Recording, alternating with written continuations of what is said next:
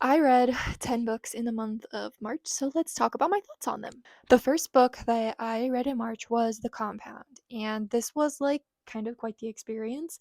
So I listened to this one on audio, and in this book, there are there are 10 men and 10 women, not all adults technically, that go to live in this house, and it's like a reality TV show on that people watch from home of them living in this house, and they do challenges and things to like earn things for the house. So they start where the last people left the house, but it kind of like deteriorates over time, and they need to do challenges to get food and things like that. And it works to where if you don't have somebody to couple up with at night, then you have to leave, and sometimes you have to banish people and whatever. It's very reality TV coded because like that's just objectively what it is.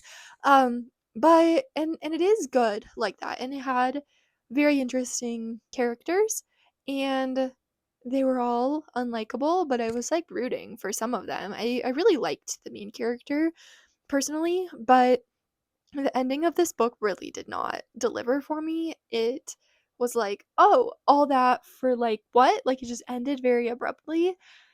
It was just the reality TV show thing. It really delivered on that. And if you're really into like different characters and stuff, then I think you would like it. But for me, it being reality TV was so interesting.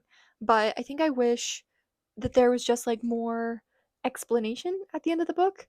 There just wasn't. And I had all these theories and thought that it might go all of these directions that it just like didn't. It just was very simple.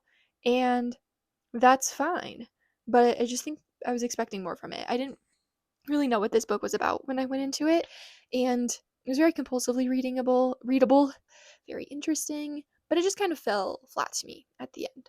The second book I read in March is Yellow Face by R.F. Kuang. And so I read Babel a few months ago, 6 months ago, something like that, and I did not really like it. I gave it 3 stars. But Yellowface was really good to me. I liked the pacing of this a lot more. It is kind of still like living in my head, the things that happened in this book. Like I find myself continuing to think about it, and that's great. It is I feel like everyone knows what this book is about, but it's about this person who is trying to break into the writing industry, and her friend has already broken through the writing industry, and she is like really jealous of her friend, and is hanging out with her friend and just kind of hangs out with her because she like wants a friend but doesn't really like her, and hanging out with her, and her friend like dies and chokes on a pancake, and she like kind of tries to save her or whatever, but her friend told her about this manuscript that she had like before she died, and no one had heard about it yet, hypothetically. And so she was like, oh, let me take this manuscript and read it. And then she was like, oh, maybe I could like steal this for myself and like add some stuff to it and like finish it and see if it can get published so that I can like get a published work. And it gets picked up and does really well, but then people start to kind of like find out possibly or like theorize that this isn't her work, and there's some like race stuff. It's very racially themed, obviously, like by the title you might be able to tell that. It's about racism in the publishing industry and about being a bad person, and I personally love an unlikable character, as we will also learn later in this video, but I liked it. It was well done. It was good. And I don't really think that I had anything I particularly disliked about this book. Yeah, I mean, sometimes it was hard to read because, like, the character sucked so much, but also sometimes I felt bad for her and kind of went back and forth trying to figure out if I wanted things to work out for her or not. And the plot of this book was good.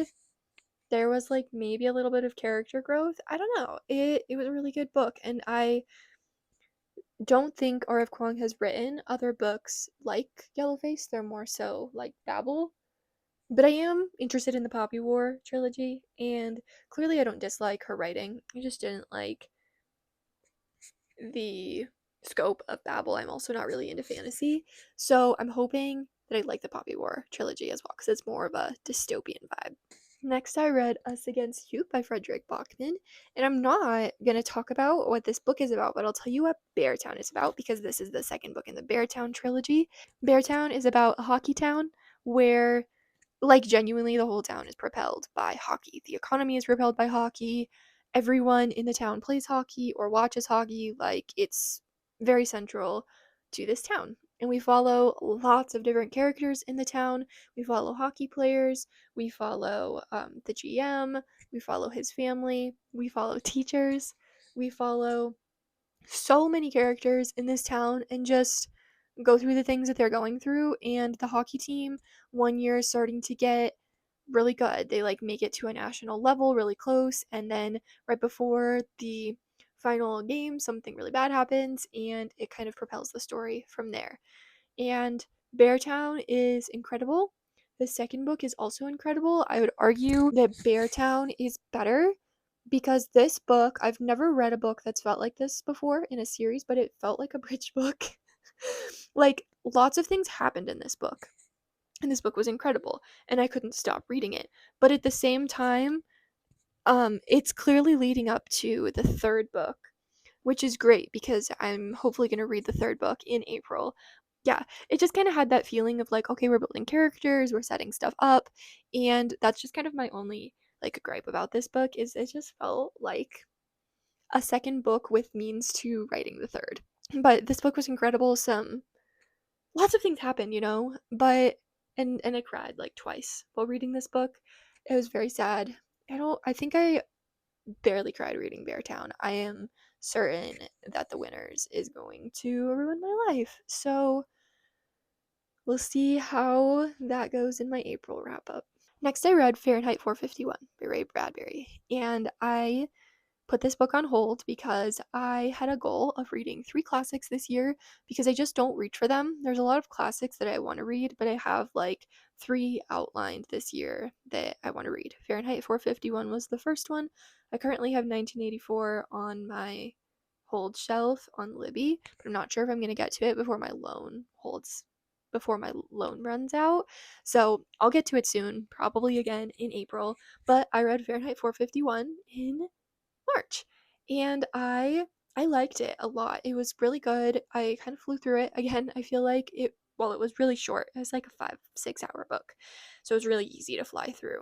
And I think everyone knows the premise of this book as well, but it's essentially a dystopian classic novel where the government has decided that instead of firefighters fighting fires, they start fires to burn books because no one is allowed to own books anymore. And so if the firefighters find out that you own books or a library, then they will go to your house and burn it down, and possibly you in it if you don't leave your house. And no one in this world is completely certain like why they ban books, why books need to be burned, but they just kind of all believe it. So this is about propaganda and government control, and it's really interesting. And the main character really goes on this journey in this book, and I liked it a lot. I didn't think it was like the best book ever. The plot like made sense. I mean, I totally understand why this is classic literature, and I'm glad that I read it. I think I learned from it. I think it's very timely, unfortunately, and I really appreciated what it had to say. Next, I did something a little crazy and I read a Colleen Hoover book. I had never read a Colleen Hoover book. I kind of swore I would never read a Colleen Hoover book, but I read Too Late by Colleen Hoover. How many times can I say her name? Because my mom gave it to me. My mom came to visit and was like, "Hey, I just finished this book. Like, do you want it?" And I was like, "Sure." Like, sure, I guess I'll read it. Actually, I think she specifically was like, "I want you to read this book," and I was like, "Okay, sounds good." So I read it. It seems like it's very different from all of her other books. I read the foreword, the author's note, and the author stated that it's very different from her other books. But it is about a girl who is in college just trying to survive. Her parents aren't really in the picture, and she's been with this boyfriend for a while who's this like drug dealer of like the world's largest drug ring. I mean, he makes so much money selling drugs to college students. And she's not really a fan that he does that, not really a fan of him. He assaults her while she's sleeping, like every single night. And she wants to leave him, but she can't because he's funding her brother's treatment, and he has like special needs at a treatment facility. And so she stays with him, but then you get this other perspective of this cop, of two cops that are undercover that are trying to take down this boyfriend in his drug ring. And the main character ends up kind of falling for one of these cops, and they have this undercover relationship while the cop is trying to take down her boyfriend. So it's chaotic, it's messy, it's addicting and compulsively readable. I had to know what was going to happen. I didn't think the writing was particularly bad, and I didn't think anything was like egregiously written. Like, I've heard that Colleen Hoover just isn't super politically correct, which is why a lot of people don't like her books.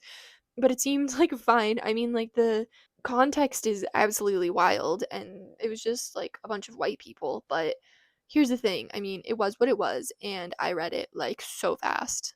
It was like a 450-page book that I flew through in 3 days because I couldn't put it down. And that's all I'm going to say about that. Next, I read The Long Walk by Stephen King. And this is kind of a long time coming because I have had this book for like 10 years, I would guess, or so. I got it from maybe a secondhand bookstore in my hometown for like a couple dollars, and it's just sat on my shelf ever since. And then I found out that it became a movie last year, and I was like, ooh, I gotta read it. Also, the fact that it was a Stephen King dystopian. I don't really care about the fact that it's a Richard Bachman book, like, so what? But I read The Running Man in, I think, February, and I didn't like it. And so that almost made me think maybe I don't like the Richard Bachman books, and I don't like when Stephen King does dystopian. But The Long Walk was pretty good to me.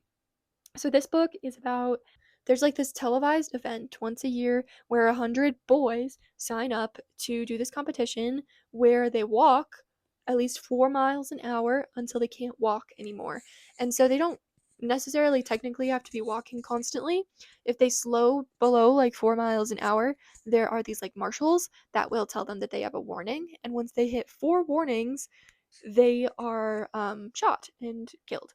And they can like work off their warnings. So if they want to take like a 15-second break, they might accrue like 3 warnings. But if they walk for 3 hours straight, then they'll go back to 0 warnings. So that's kind of the system in this book. The main character obviously is a part of this competition, and the person who wins just kind of gets like whatever they want if they survive after the competition is over. So it's just about that. It is extremely gory and blunt and gruesome, very crude language. They definitely, I know Stephen King doesn't like women. That was a huge issue I had with The Running Man, and that is the case here as well. Women are objects. Women are like for to be desired by men, like whatever. It's fine. I guess you can cheat on your woman and it's chilling, but oh, I still love her and she's my purpose in life. But this book was better than The Running Man, and it was interesting, and it really does go into like why would somebody join a competition like this, and it asks a lot of questions and it contemplates, and I think that that's why it was better than The Running Man. The plot also just like drove in a more linear fashion. I feel like that was The Long Walk. Oh, and then I read The Secret History by Donna Tartt.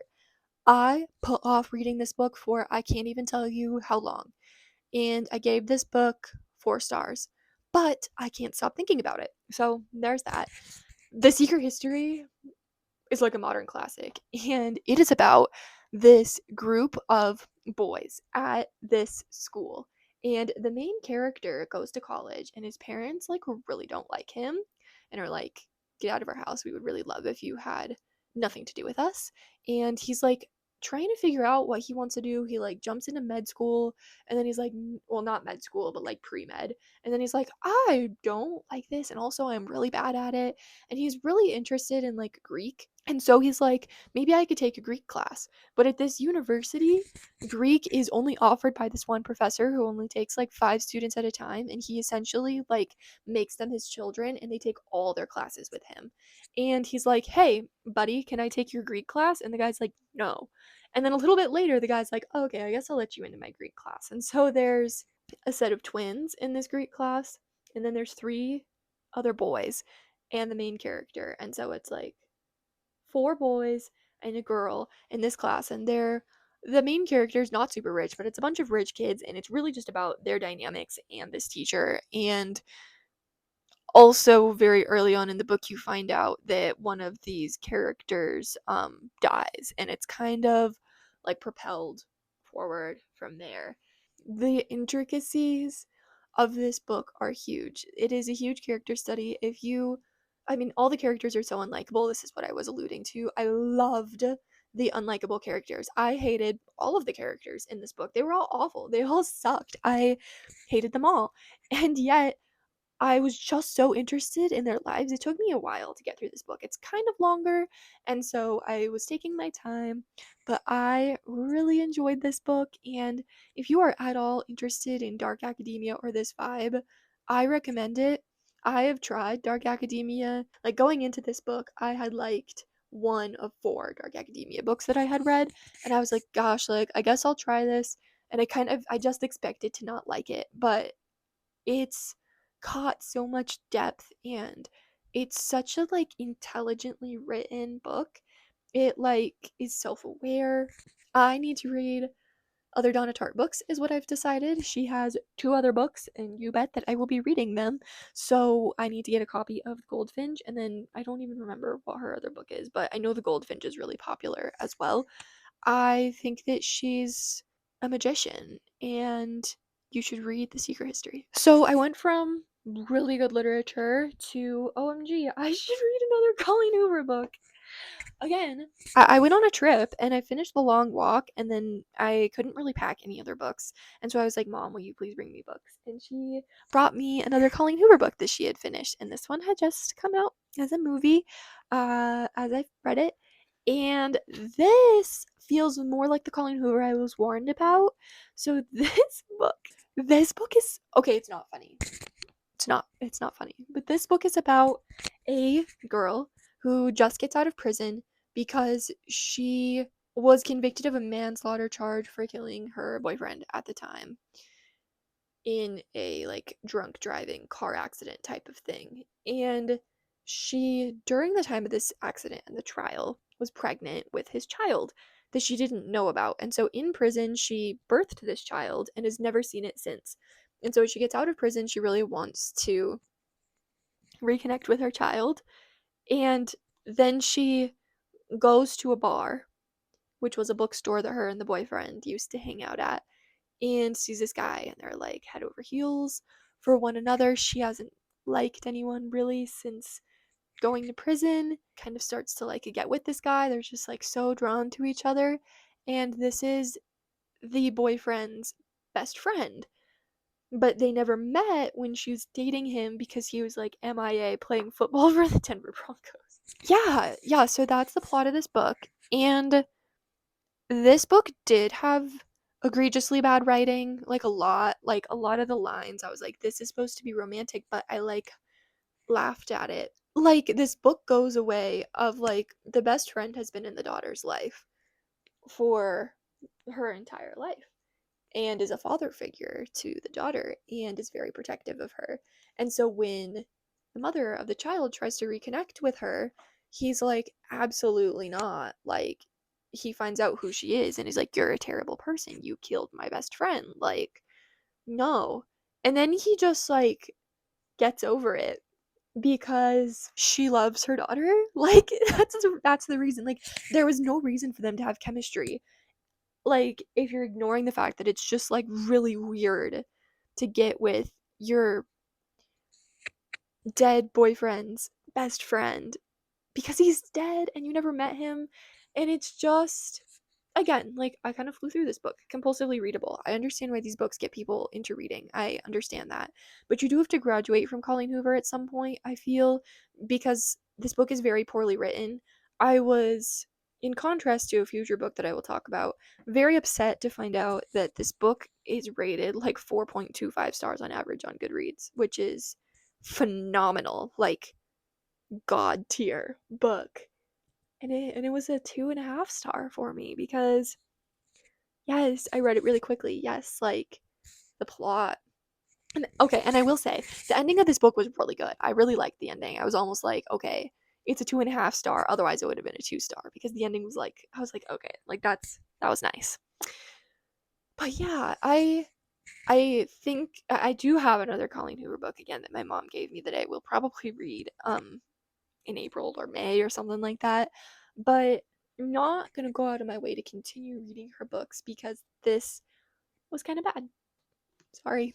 Then I read The Dirt Diary by Anna Stanzanowski, which is such a fun last name.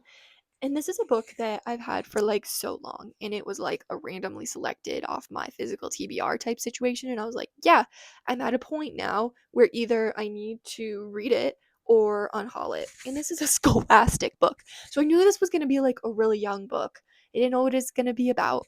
It is about a girl who her mom and dad are kind of like separating, and like her dad has gone on this like wild goose chase to like pursue scuba diving in Florida and has kind of abandoned her and her mom. And so her mom's kind of done with her dad, but she's not done with her dad, so she stole money from her college account to buy a plane ticket to go visit him, but her mom would not approve of it. And so she wants to like make the money back, and her mom has just started this cleaning business, and so she's trying to work on the cleaning business or whatever to make money to like fix the account before her mom finds out. And also she's bullied at school, and she like finds out all these secrets about people from cleaning houses and like writes them in her little dirt diary. So that's why it's called The Dirt Diary. And this book was really good for a middle schooler. It feels even a little young for like the target audience because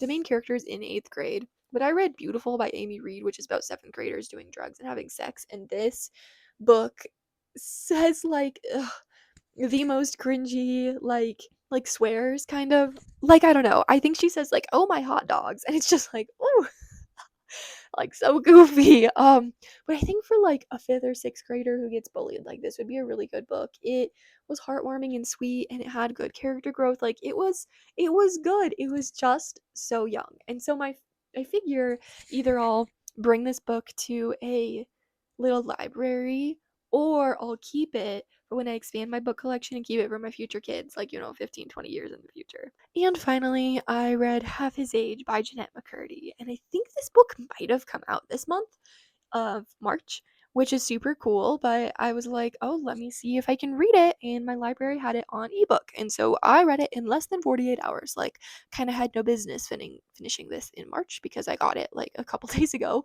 but I just flew through it. I couldn't stop reading it. The chapters were short, and this book is rated very poorly on Goodreads, and I think people just didn't understand what they were getting into. And I posted a short form video about it, and it has emphasized the fact to me that people did not know what they were getting into with this book. It is about a student teacher relationship, and it's very blunt about that. The main character has a really funky relationship with her mom. She's kind of hyper independent because her mom is not very present, and so she feels like unfulfilled by all these other relationships with people her age, and is really drawn to this teacher and his relationship with him. And it is about that, and it is very blunt, and it is very like, it doesn't shy away from like telling you how it is. And I think that is Jeanette McCurdy's style. Like, you read I'm Glad My Mom Died, like, you understand the title of that book and the content that she goes into. Like, she tells it how it is.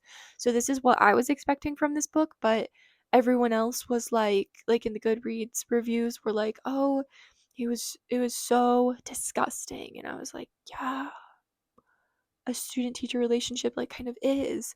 And they're like, oh, there was no character growth. I'm like, well, I mean, there was, but you have to understand like the purpose of a book like this, and I think people are reading it not wanting to read it. And so if you don't want to be uncomfortable, don't read this book because it is very uncomfortable. That is the point. I read a lot of uncomfortable books. I mean, The Long Walk was like that. Like, a lot of like, I read to learn and understand other perspectives, and that's what I got from this book. as uncomfortable as it was. I mean, I read My Dark Vanessa. I feel like it is the book I compare all books of this sort to, and My Dark Vanessa was so uncomfortable to where I would never like recommend it to people. But at the same time, I feel like it's a masterpiece, and I feel like I gained a lot of information and empathy from reading it. And I feel like this book isn't as good as My Dark Vanessa, but it was in that realm. And so, if you don't want to read a book that's going to make you uncomfortable, you shouldn't read a book about a student teacher relationship. That's all I got to say about that. So, those are the books that I read in March. I am a third of the way through my spring TBR, and like month wise, and I am like around a third of the way through book wise as well, a little bit more maybe. And so I'm cruising through. I'm gonna read some really good books in March. So I am excited about that. So can't wait to tell you about them when I do. Bye.